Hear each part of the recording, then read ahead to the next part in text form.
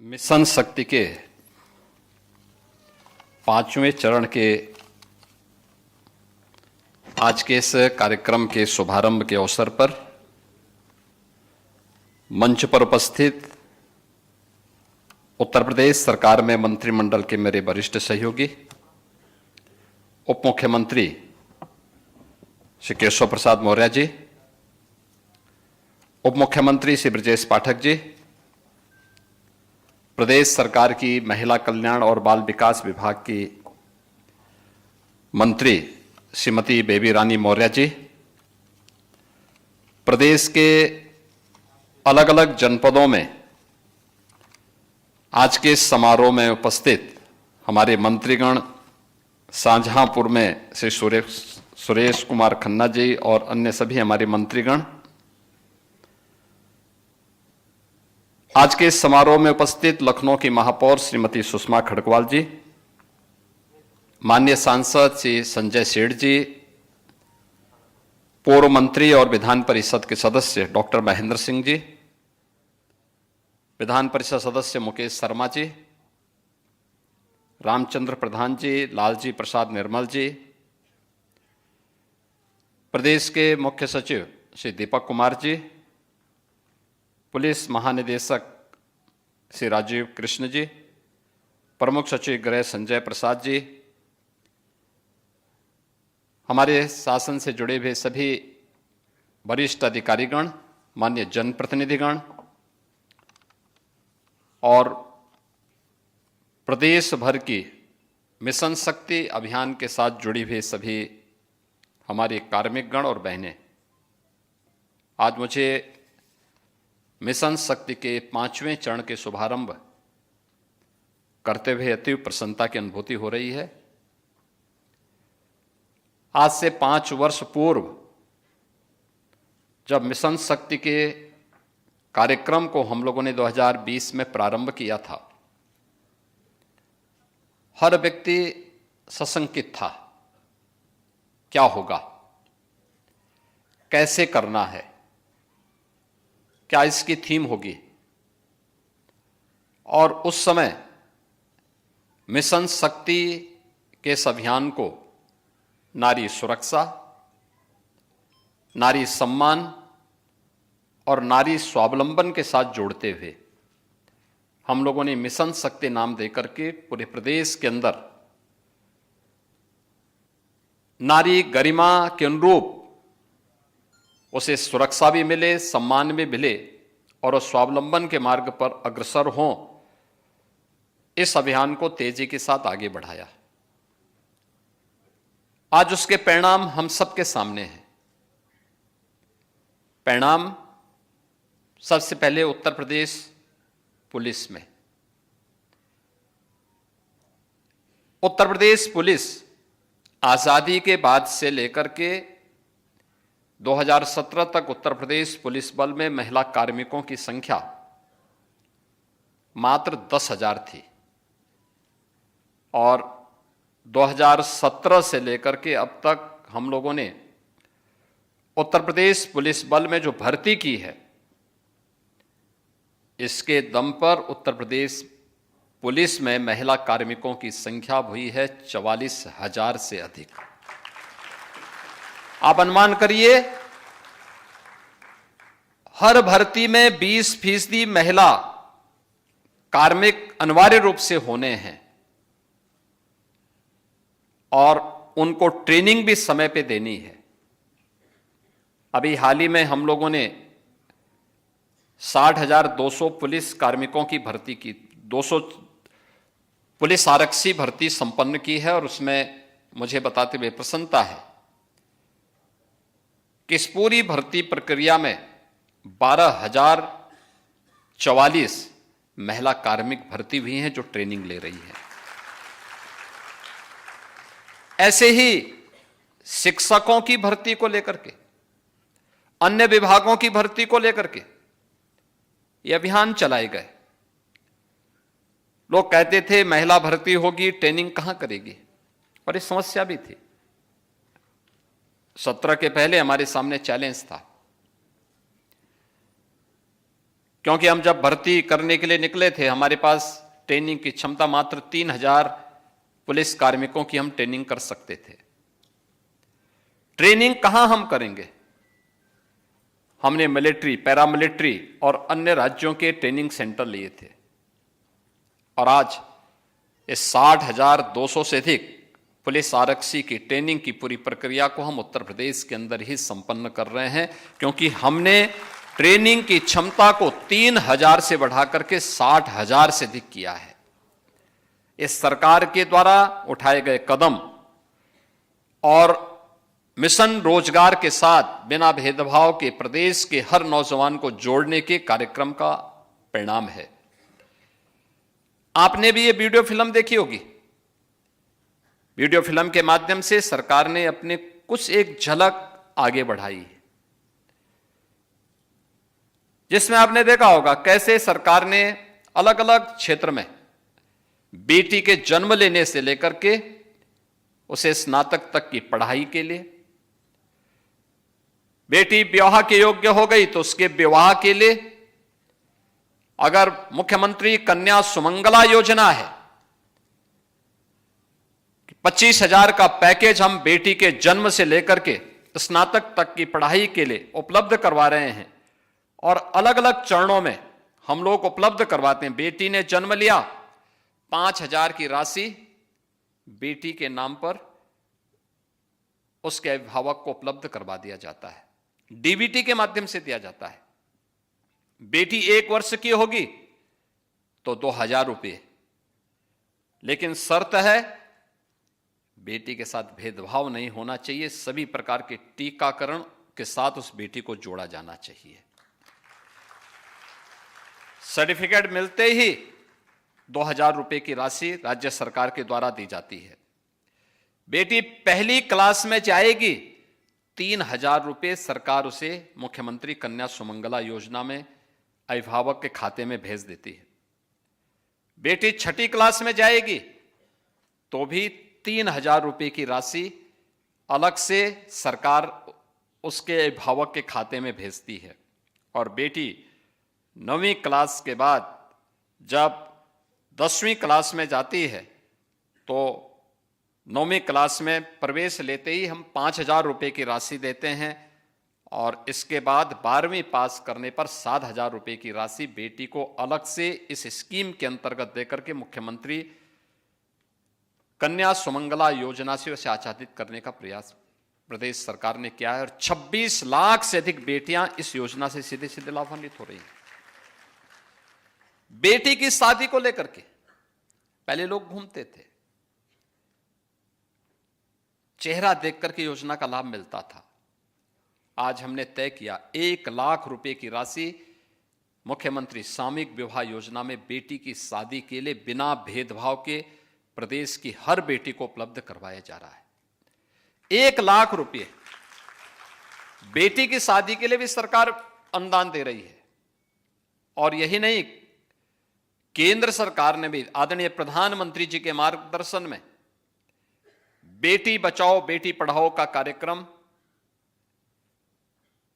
मातृवंदना का अभियान, fit India movement का कार्यक्रम हो,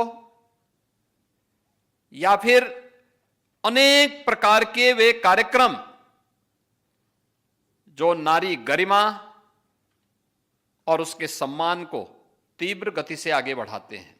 जितने भी वेलफेयर स्कीम की गरीब कल्याणकारी योजनाओं को प्रारंभ किया गया है पिछले 11 वर्ष में, उनका केंद्र बिंदु नारी है।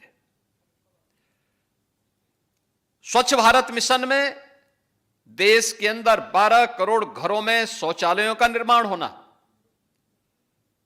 यह नारी गरिमा का प्रतीक भी है। 10 करोड़ घरों में उज्ज्वला योजना का कनेक्शन मिलना, यह नारी को धुएं से मुक्त करने और ग्रीन ईंधन के साथ जोड़ने की एक अभिनव योजना बिना भेदभाव के हर नारी को प्राप्त हुई। आयुष्मान भारत की योजना में देश के अंदर 10 करोड़ परिवारों को जोड़ने का कार्यक्रम, यानी 50 करोड़ लोग इस योजना से लाभान्वित हो सकते हो। परिवार में कोई बीमार होता है, हो सकता है परिवार का पुरुष सदस्य मुंह मोड़ ले, लेकिन घर की नारी यानी मां या बहन कभी मुंह नहीं मोड़ती। वो अपना जेवर गिरवी रख करके उपचार कराने में पूरी ताकत झोंकती है, और ये लाभ उसको सीधे उसके सम्मान से जुड़ी हुई है। घर में अगर 10 सदस्य हैं और भोजन किसी प्रकार से 8 लोगों को प्राप्त हो रहा है, तो घर की नारी भूखी रह जाएगी, लेकिन अन्य लोगों को भूखे नहीं रहने देती। 80 करोड़ लोगों को फ्री में राशन की सुविधा का लाभ, यानी जो भी स्कीम है। और अभी पिछले दिनों आपने देखा होगा, ग्रामीण भू अभिलेख घरौनी, ये भी महिलाओं को प्रदान किए गए। महिलाओं में अकेले उत्तर प्रदेश ने देश के अंदर 3 करोड़ ऐसे ग्रामीण भू अभिलेख वितरित हुए, उनमें से 1 करोड़ से अधिक अकेले उत्तर प्रदेश ने वितरित किए, जिसमें जमीन का कागज महिलाओं के नाम पर होगा और ग्रामीण क्षेत्र में व्यवस्था अनिवार्य रूप से की गई। 4 करोड़ गरीबों के लिए एक आवास बन जाना, यह व्यवस्था भी तेजी के साथ आगे बढ़ाई गई। अकेले उत्तर प्रदेश में हम लोगों ने अब तक 60 लाख गरीबों के लिए एक आवास बिना भेदभाव के उपलब्ध करवाए हैं। यानी हर वेलफेयर स्कीम में नारी की गरिमा और उनके सम्मान को, उनकी सुरक्षा को ध्यान में रख करके उपलब्ध करवाने का कार्य किया गया।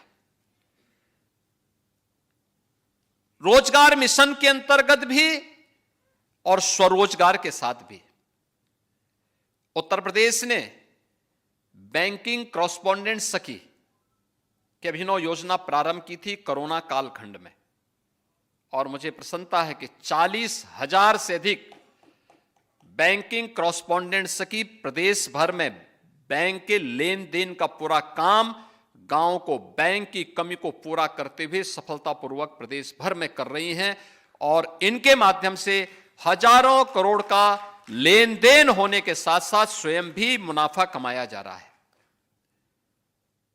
आपने देखा होगा, पहले प्रदेश में 17 के पहले पोषाहार की स्कीम के साथ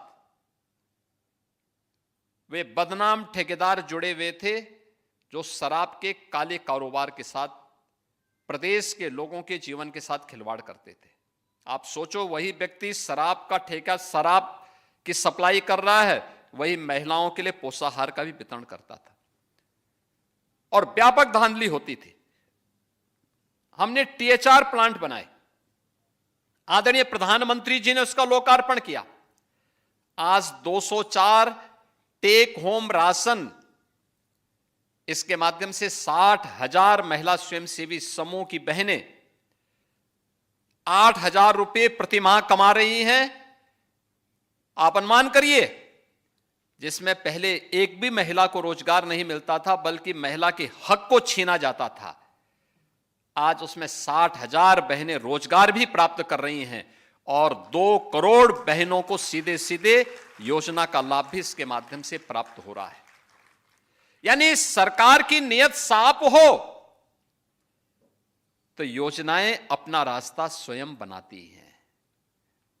पहले बेटी की सुरक्षा पे भी खतरा था, बेटी के रोजगार पर भी डकैती पड़ती थी।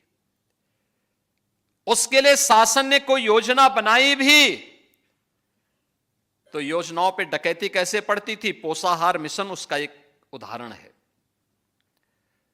रोजगार में किस प्रकार की डकैती पड़ती थी, नौकरियों में व्यापक धांधली इसके उदाहरण हैं। बेसिक शिक्षा परिषद में आज के दिन पर 1 करोड़ 60 लाख से अधिक बच्चे बेसिक शिक्षा परिषद के स्कूलों में पढ़ रहे हैं। मुझे याद है 17 के पहले 70 से 75% बेटियां बेसिक शिक्षा परिषद के स्कूलों में नंगे पैर जाती थी। कपड़े पुराने होते थे। मुझे याद है जब मैं बुंदेलखंड दौरे पे गया था, मैंने देखा कुछ बच्चे स्कूल जा रहे हैं। मैं भौचक था, मैंने गाड़ी रोकी एक जगह पे, वो बच्चे पहले तो डर गए। मैंने पुलिस कर्मियों को अलग से मैंने लग किया, मैंने कहा तुम लोग हट जाओ, मुझे इन बच्चों से बात करने दो। मैंने देखा सर्दियों का समय, पथरीले रास्ते, वे बच्चे स्कूल जा रहे हैं लेकिन तन पे स्वेटर नहीं और पैर पर चप्पल नहीं थे। मैंने उनसे पूछा, एक बेटी थी, मैंने उससे पूछा, मैंने कहा कौन क्लास में पढ़ती हो? उसने कहा चौथी क्लास में। मैंने कहा तुम्हारे पास स्वेटर नहीं है? उसने कहा नहीं। मैंने कहा तुम्हारे पैर में चप्पल नहीं है क्या? चप्पल है नहीं तुम्हारे पास? उसने कहा नहीं। मैंने कहा तुम अकेली हो? कहा नहीं, भाई भी है। मैंने कहा भाई कहां है फिर? कहा भाई दूसरे स्कूल में पढ़ता है।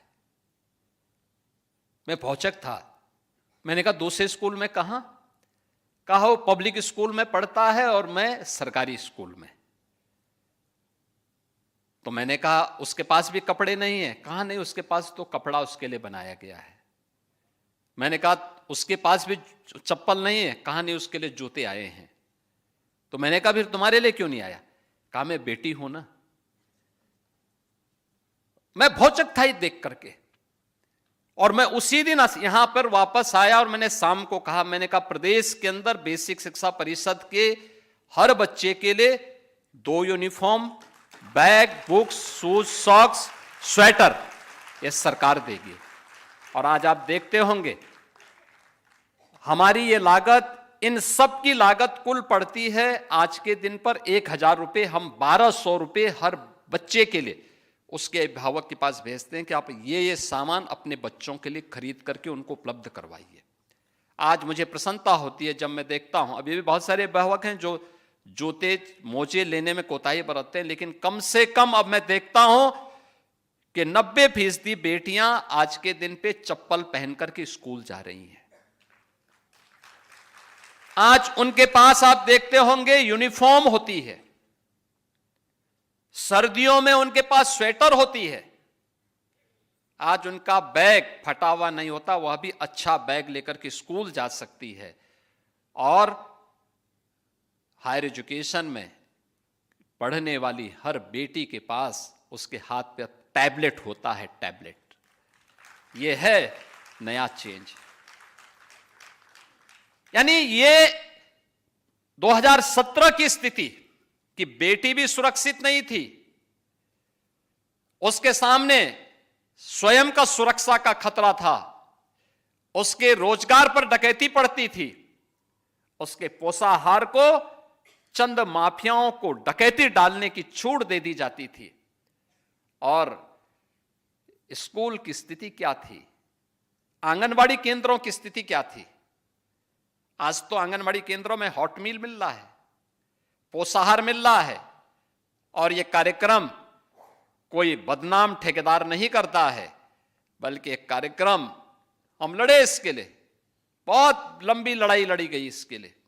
तमाम माफियाओं का गिरोह बार बार घेरता है, लेकिन हम सुप्रीम कोर्ट तक इस लड़ाई को लड़ करके फिर से लाए कि नहीं, महिला स्वयंसेवी समूह ही इसको चलाएगी और इसमें महिलाओं को रोजगार भी मिलेगा और ईमानदारी पूर्वक ये कार्यक्रम आगे बढ़ पाएगा। और आज मुझे प्रसन्नता है कि इस कार्यक्रम को हम आगे बढ़ा पा रहे हैं। इसलिए बढ़ा पा रहे हैं क्योंकि आपने देखा होगा ये सेवा पखवाड़ा का कार्यक्रम चल रहा है 17 सितंबर से 2 अक्टूबर के बीच। और 17 सितंबर से 2 अक्टूबर के कार्यक्रम की शुरुआत आदरणीय प्रधानमंत्री जी ने पहले दिन जिस कार्यक्रम का शुभारंभ किया था, कार्यक्रम का ये जो थीम दी गई थी कि स्वस्थ नारी सशक्त परिवार, और सशक्त परिवार है तो समृद्ध समाज अपने आप बनता है, और समाज समृद्ध होता है तो राष्ट्र को सशक्त होने से कोई ताकत रोक नहीं सकती है। विकसित भारत की संकल्पना का रास्ता यहां से जाता है, और विकसित भारत की उस परिकल्पना को साकार करने के लिए हम लोग आगे बढ़ रहे हैं। मैं कभी कभी इस बात को देखता हूं कि आखिर इस प्रकार की स्थितियां क्यों आई समाज में, क्योंकि हमारा भारतीय समाज तो प्राचीन काल से बहुत जागरूक रहा है, वैदिक कालखंड से लेकर के अब तक, कि वे ढेर सारे ऐसे उदाहरण हैं हमारे सामने जहां पर नारी को जब भी अवसर मिला उसने अपनी सशक्त उपस्थिति से नेतृत्व को आगे बढ़ाने में किसी भी प्रकार की कोई कोताही नहीं बरती। हर स्तर पर उसने बेहतरीन नेतृत्व दिया और उस बेहतरीन नेतृत्व के माध्यम से जिन लक्ष्यों को प्राप्त किया है वह समाज के अनुकूल रहा है, समाज के लिए कल्याणकारी रहा है। हम लोग आज इसीलिए इस अभियान को आगे बढ़ा रहे हैं। इस अभियान को पंचम चरण में भी हमारा यही अभियान है। हम लोगों ने पहले चरण में जो कार्यक्रम आगे बढ़ाए थे उन कार्यक्रमों के पीछे का ध्येय भी यही था कि महिला संबंधी अपराधों को न्यूनतम स्तर पर ला करके समाप्त करना है। और मुझे प्रसन्नता है कि प्रदेश सरकार में जो कार्यक्रम प्रारंभ किए गए, अकेले एक वर्ष में यानी 1 जनवरी 2024 से अगर हम लोग अब तक के मामलों में देखेंगे, केवल 24 और 25 तक के ही मामलों को देखेंगे, तो हम लोगों ने 9,513 ऐसे मामलों में 12,271 अपराधियों को दंडित करवाया है, जिनमें 12 अपराधियों को तो मृत्यु दंड की सजा करवाई है, 987 को आजीवन कारावास कराई है, 3,455 को 10 वर्ष से अधिक की सजा दिलाई है और 7,817 को 10 वर्ष से कम की सजा इस दौरान देकर के प्रदेश सरकार ने उन अपराधियों को एक संदेश दे दिया है। आपने कल देखा होगा, महिला संबंधी अपराध में संलिप्त एक अपराधी बाहर से आया था और संभवतः मारीच की तरह घुसा था, लेकिन जब यहां की पुलिस की गोली ने उसकी शरीर को छलनी किया तो कल वो चिल्ला रहा था कि साहब मैं गलती से उत्तर प्रदेश की सीमा में आ गया हूं, आगे से ये दुस्साहस नहीं करूंगा। और यह हर उस अपराधी को करना पड़ेगा जो महिला सुरक्षा में सेंध लगाएगा, उनके सम्मान और उनके स्वावलंबन में उसमें बाधक बनेगा। उसके सामने संकट की यही चुनौती हमेशा खड़ी होगी। आज का एक कार्यक्रम जहां हम लोगों को प्रभावी ढंग से आगे बढ़ाना है, वहीं साथ ही साथ आपने देखा होगा यहां पे कुछ हम लोगों ने लिटरेचर भी आज यहां पे विमोचन किए हैं, जिसमें सशक्त नारी समृद्ध प्रदेश, इससे जुड़े हुए मिशन शक्ति का ये फोल्डर है। इस फोल्डर में केंद्र और राज्य सरकार के द्वारा नारी सम्मान, उनकी सुरक्षा और उनके स्वावलंबन से संबंधित विभिन्न प्रकार के कार्यक्रम इसमें दिए गए हैं, जिसको देख करके महिला बीट पुलिस अधिकारी हर ग्राम पंचायत में, हर वार्ड में जाकर के इसके बारे में जागरूक करेगी, इसके बारे में बताएगी। और मैं चाहूंगा कि गृह विभाग इस बात को सुनिश्चित करें कि ये हर कॉलेज और स्कूल में भी बालिकाओं को कम से कम ये फोल्डर उपलब्ध करवाए जाए, व्यापक पैमाने पे कराए जाए। जिला प्रशासन भी इसको देख रहा है, तहसील प्रशासन भी आज इस कार्यक्रम को देख रहा है, हर ब्लॉक स्तर पर एक कार्यक्रम, जिला प्रशासन स्तर पर एक कार्यक्रम को लोग देख रहे होंगे। वे इसको सुनिश्चित करें ये फोल्डर हर एक विद्यालय में जाए, हर बेटी के हाथ में आए, हर महिला के हाथों में जाए, वे देखें और इन योजनाओं से जोड़ करके उन्हें हम आगे बढ़ाने का काम करें। दूसरा, हमारा प्रयास होना चाहिए कि मिशन शक्ति के इस अभियान के क्रम में हम लोगों को उनको अवगत कराना होगा। दूसरा फोल्डर है जिसमें महिला की सुरक्षा से जुड़े हुए वीमेन हेल्पलाइन 1090 है, या फिर हेल्पलाइन के रूप में हम लोगों ने जो प्रदेश के अंदर अन्य कार्यक्रम 181 है, या फिर पुलिस की PRB 112 की आपातकालीन सेवा, इसके बारे में इन सब के इंटीग्रेशन को लेकर के भी जो कार्रवाई की गई है, कब किसको कॉल करना, घरेलू हिंसा से जुड़े हुए मामले में आप 181 पे कॉल करते होंगे, लेकिन अगर वह 1090 पर या 112 पर भी होती है तो उसके लिए हम लोगों ने एक और फोल्डर जारी किया है। इतनी हेल्पलाइन है। 1076 ये मुख्यमंत्री हेल्पलाइन है, सीधे मुख्यमंत्री के पास पहुंचती है। मुख्यमंत्री स्वयं इसकी समीक्षा करते हैं। 112 आपातकालीन पुलिस सेवा का है। 1930 ये साइबर हेल्पलाइन है। कोई साइबर फ्रॉड हुआ है या फिर डिजिटल अरेस्ट की कोई कार्रवाई है, 1930 पर आप करेंगे। 1090 वीमेन हेल्पलाइन है। 102 ये गर्भवती महिलाओं और नवजात शिशुओं के लिए एम्बुलेंस सेवा है। 101 अग्निशमन की सेवा है। 108 ये एम्बुलेंस की सेवा प्रदेश की है जो स्वास्थ्य विभाग के द्वारा संचालित है। 181 वीमेन हेल्पलाइन है और 1098 ये चाइल्ड लाइन के रूप में। ये सभी अभियान इंटीग्रेशन की तरफ हमारे बढ़ चुके हैं।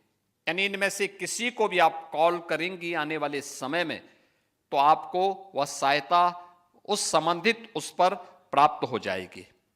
और 30 ये जो एसओपी जारी की गई है मिशन शक्ति केंद्रों के बारे में, हर थाने में मिशन शक्ति केंद्र होगा।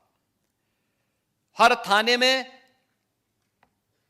एक महिला हेल्पलाइन होगी जिसके माध्यम से महिलाओं से जुड़े हुए किसी भी प्रकार के उनकी समस्या के समाधान का एक केंद्र वहां पर होगा, जिसमें एक महिला बीट पुलिस अधिकारी हमेशा मौजूद रह करके उन्हें सहायता प्रदान करने में अपना योगदान देगी। यह अभियान आज हम इसकी एक औपचारिक उद्घाटन कर रहे हैं, लेकिन कल हर जनपद में महिला बीट अधिकारी यानी सभी महिला पुलिस कार्मिक उनकी एक बाइक रैली निकलेगी। बाइक रैली निकलने के साथ ही इसका औपचारिक उद्घाटन हो जाएगा और परसों से शारदीय नवरात्रि जगतजननी मां भगवती के अनुष्ठान की तिथि है। इस दौरान हम लोगों को स्वाभाविक रूप से देवी के मंदिरों में भीड़ भाड़ होगी, सुरक्षा की व्यवस्था के साथ जुड़ना होगा, महिला सुरक्षा को पुख्ता करना होगा। जवाबदेही के साथ वहां पर अगर कोई व्यक्ति सुरक्षा में सेंध लगाने की नियत से आया है तो वहां पर सख्ती से उसको निपटने की तैयारी भी होनी चाहिए। ऐसे ही नहीं, अन्य कार्यक्रमों को भी हमें बाजारों में, स्कूल कॉलेजेस में भी इस प्रकार के कार्यक्रमों को प्रभावी ढंग से आगे बढ़ाना है। और अगले कुछ दिनों तक ये अभियान हर थाना, हर मंदिर, हर मार्केट, हर स्कूल कॉलेजेस में अभियान चलाना है। इस दौरान जो फोल्डर हम लोगों ने सशक्त नारी समृद्ध प्रदेश का जारी किया है, इसको प्रभावी ढंग से हर संस्थाओं में देकर के, और हमारा आग्रह होना चाहिए कि हम विद्यालयों में भी इस बारे में कहें, स्कूल कॉलेजेस में भी कहें कि वे भी इसका प्रकाशन करके हर बच्चे को उपलब्ध करवाएं, हर बेटी को उपलब्ध करवाएं। उन्हें पता होना चाहिए कि उनके कल्याण के लिए, उनके वेलफेयर के लिए कौन कौन सी स्कीम है, उस स्कीम से वो जुड़ सकें। हर महिला को पता लगना चाहिए कि उनके स्वावलंबन और उनके सम्मान से जुड़ी हुई केंद्र और राज्य सरकार की कौन कौन सी योजनाएं हैं जिनसे वो लाभान्वित होकर के आगे बढ़ सकती है। ये सभी कार्यक्रम उसी श्रृंखला में जागरूकता के लिए भी है, सुरक्षा के लिए भी है और उनके सम्मान से जुड़ी हुई भी है। ये सभी कार्यक्रम एक साथ चलेंगे तो एसओपी के साथ साथ इस प्रकार के साहित्य को अगर हम आगे बढ़ा सकते हैं तो मिशन शक्ति का कार्यक्रम अपने पंचम चरण में सफलता की नई ऊंचाइयों को प्राप्त होगा। हर एक विभाग को अपनी जिम्मेदारियों को समझना होगा, क्योंकि जब महिला बीट पुलिस अधिकारी पंचायत सचिवालय में जाएंगे, वार्ड स्तर पर जन जागरण के किसी कार्यक्रम के साथ जुड़ेगी तो पहला संवाद उसका सुरक्षा से संबंधित ही होगा। संवाद महिलाओं के साथ, गांव की महिलाओं के साथ, नगर के मोहल्लों की महिलाओं के साथ सुरक्षा के से जुड़ी हुई कोई प्रश्न, किसी महिला को घर की हिंसा से, घरेलू हिंसा से परेशान होगी, उनकी मदद कैसे करनी है। हमारा प्रयास होना चाहिए कि घर की हिंसा हो या बाहर की हिंसा, इस हिंसा से निपटने के लिए सही परामर्श उपलब्ध करवाना, ये चीजें बताना।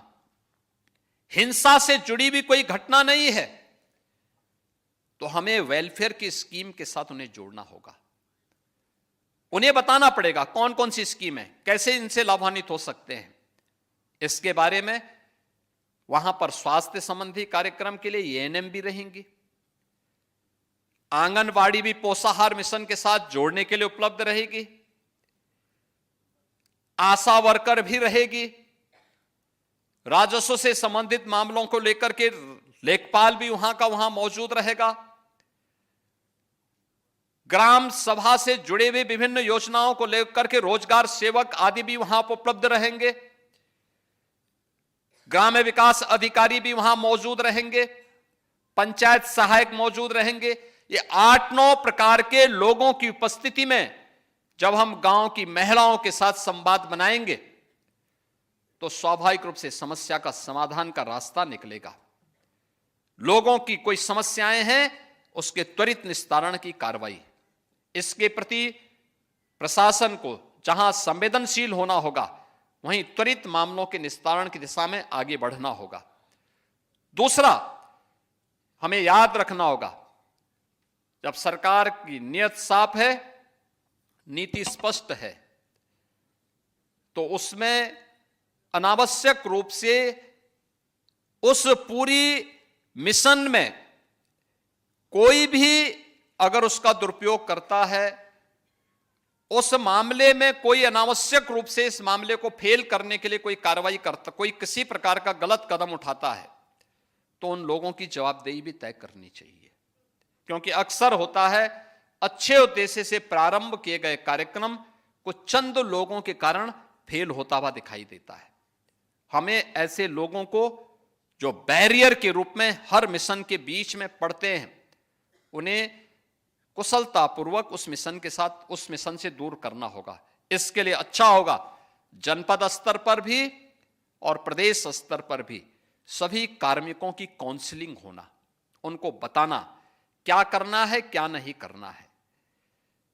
हमें प्रयास होना चाहिए कि इस दौरान पीआरबी 112 की पेट्रोलिंग, फुट पेट्रोलिंग को बढ़ावा देने के साथ ही पर्व और त्योहारों के दौरान आने वाली उन चुनौतियों को भी, क्योंकि जगह जगह पंडाल लगेंगे, पूजा के पंडाल लगेंगे, रामलीलाओं के आयोजन होंगे, महिला सुरक्षा एक चुनौती के रूप में आज सामने आएगी। देवी मंदिरों के साथ साथ इन आयोजनों को भी हमें कुशलतापूर्वक संपन्न करना है, तो कोई चुनौती ना आने पाए, किसी बेटी को अपनी सुरक्षा के लिए कहीं गुहार लगाने की नौबत ना आने पाए। इस स्वतः स्फूर्त भाव के साथ उत्तर प्रदेश पुलिस को और सभी संबंधित विभागों को सामूहिक रूप से इस जिम्मेदारी को आगे बढ़ाना पड़ेगा। इस विश्वास के साथ मिशन शक्ति के 5वें चरण को आगे बढ़ाते हुए मुझे प्रसन्नता की अनुभूति हो रही है। यह मिशन पहले चरण में 1 माह तक चलेगा और फिर हम इसको आगे बढ़ा करके 3 माह तक इसको आगे बढ़ाने का कार्य करेंगे। इस 1 माह के कार्य की समीक्षा के उपरांत आवश्यकता पड़ी थी तो 1 माह के बाद और नहीं तो 3 माह के बाद हर जनपद में सफलतापूर्वक अपने अपने फील्ड में अच्छा कार्य करने वाले कार्मिकों को भी और इस क्षेत्र में बेहतरीन प्रदर्शन करने वाली बेटी को, हर नारी को जिसने अपने अपने क्षेत्र में कुछ बेहतरीन किया है, किसी ने शिक्षा में, किसी ने स्वास्थ्य में, किसी ने कृषि विकास में, किसी ने अलग अलग समाज सेवा के क्षेत्र में, स्वावलंबन में, अलग अलग क्षेत्र में लोगों ने अलग अलग अच्छे काम किए होंगे। उन लोगों को सम्मान देने का कार्यक्रम भी जनपद स्तर पर भी और प्रदेश स्तर पर भी होना चाहिए। जिला प्रशासन के हमारे सभी अधिकारीगण उसकी सूची भी तैयार करके जनपद के अंदर किन लोगों का सम्मान करने जा रहे हैं और राज्य के अंदर किन लोगों का सम्मानित होना चाहिए, उसकी सूची ससमय अगर राज्य को प्रेषित कर देंगे तो एक बड़े समारोह में हम उन सभी बहन और बेटियों का सम्मानित कर पाएंगे जो समाज की आधी आबादी के लिए एक नई प्रेरणा हो सकती है, एक नए रोल मॉडल के रूप में उन्हें प्रस्तुत किया जा सकता है। आज के इस अवसर पर मैं एक बार फिर से सशक्त नारी समृद्ध प्रदेश की थीम पर आधारित आज के इस मिशन शक्ति के 5वें चरण के कार्यक्रम का शुभारंभ करते हुए मुझे प्रसन्नता की अनुभूति हो रही है और मुझे विश्वास है कि जगत जननी मां भगवती की कृपा से हम इस मिशन में सफल होंगे। आप सबके प्रति मेरी मंगलमय शुभकामनाएं हैं। धन्यवाद। जय हिंद। बहुत बहुत धन्यवाद माननीय आप।